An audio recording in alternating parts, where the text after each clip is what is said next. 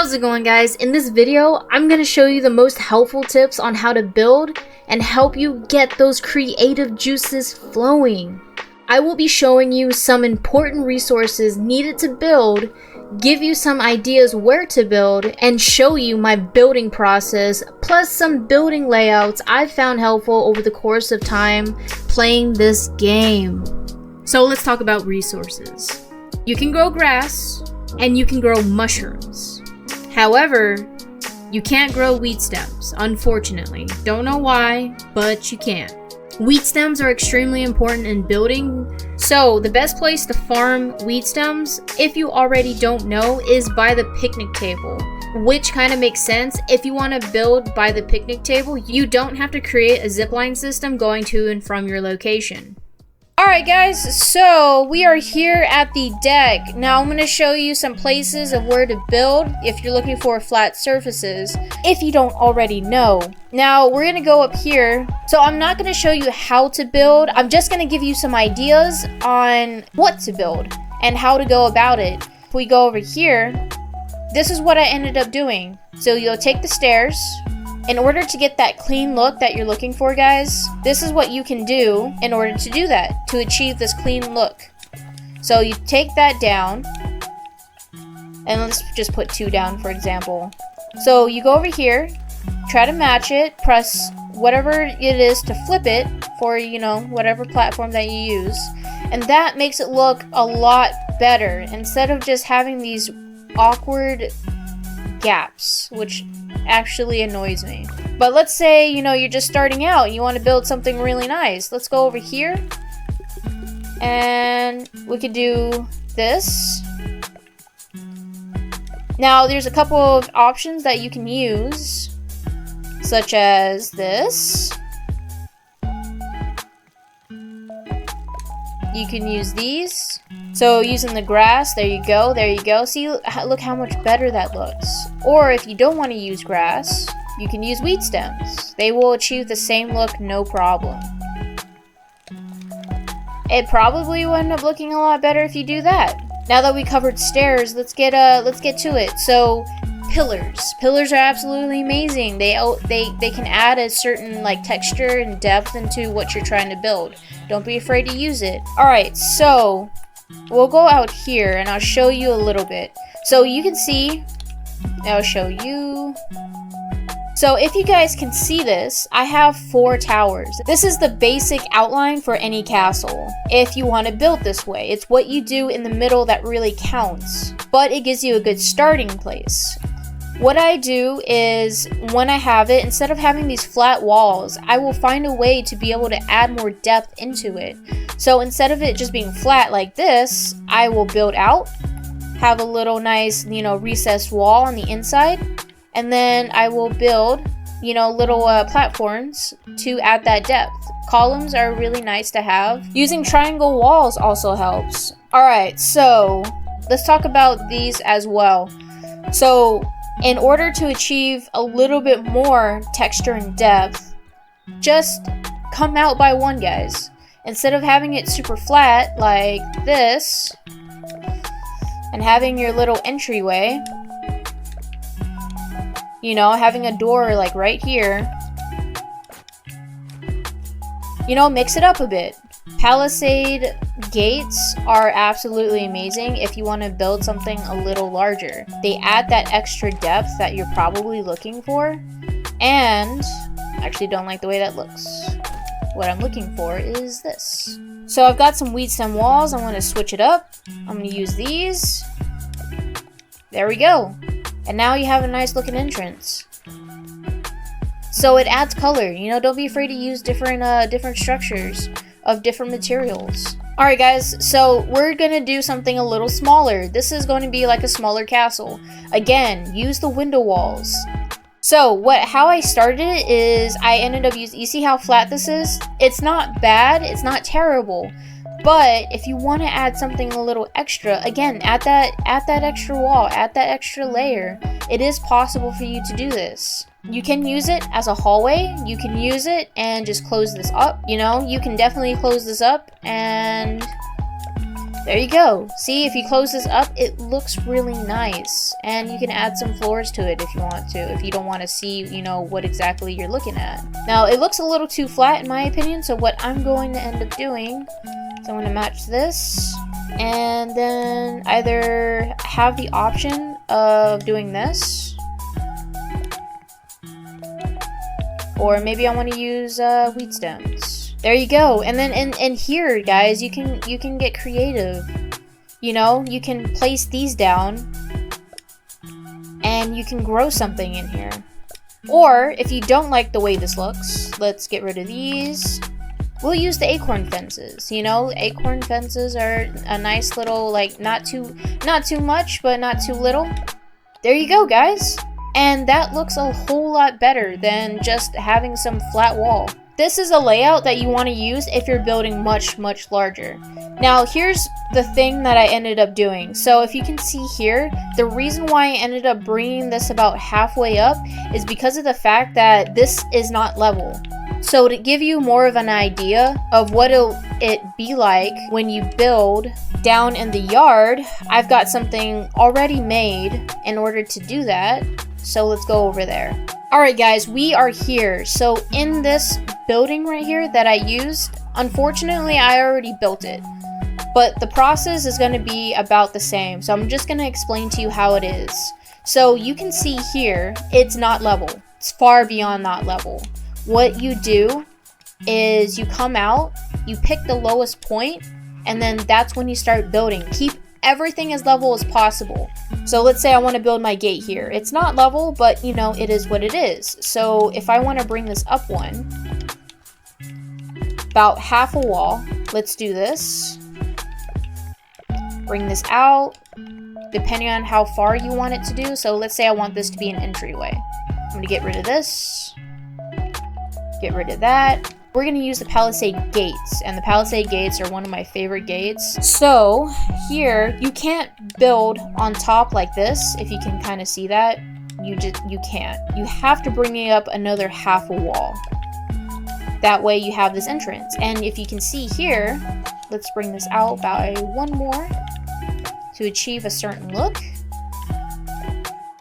And then you can start adding stairs, guys. Now, one way that you can do to close this up, you can either add the walls, or you can add, where are they at? The scaffolding? Scaffolding's nice. There you go, guys. You know, to have a little bit more of an open look, you can definitely use that.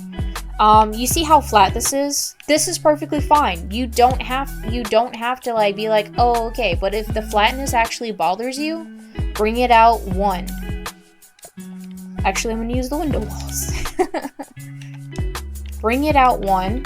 You see how much of a difference that makes? Now look at that. You see how much of a difference when you add depth to it? Alright guys, let's get started on the starter base. Now, you will have some wheat stems accessible. So what I'm doing is not going to be completely impossible. Now what I do is I definitely start with the layout itself. So that's about what I want to do. Alright, so let's get my stairs. I usually start on the entryway because it gives me more of an idea of what I actually want to do. That's not where you go, you silly stairs. So all of my building is going to be without the handy gnat. I want to show you guys that this is definitely possible without it. Alright, so there's about the basic layout that I want. Now I'm going to add some texture. And then from here we can start working on the inside. Alright, so here is where I'm going to add some walls. Now, you're going to see that this looks like a problem, right? It's not. All you have to do is add this. And there you go. You got your problem solved. Alright, there you go, guys. So here's the thing about the roofs. You can use the clover leaves, but early in the game, I end up using just grass. Alright, there you go, guys. Starter home. Boom. So this will be my starter home until I get my tier 2 armor and gear and stuff like that. Alright, so now that I've got pretty much everything covered, I'm going to go around and I'm going to look at what I don't like. Such as here in the entryway, I don't like how flat this looks. So now I'm going to add that. So that looks a lot better in my opinion. There we go. And then now I can add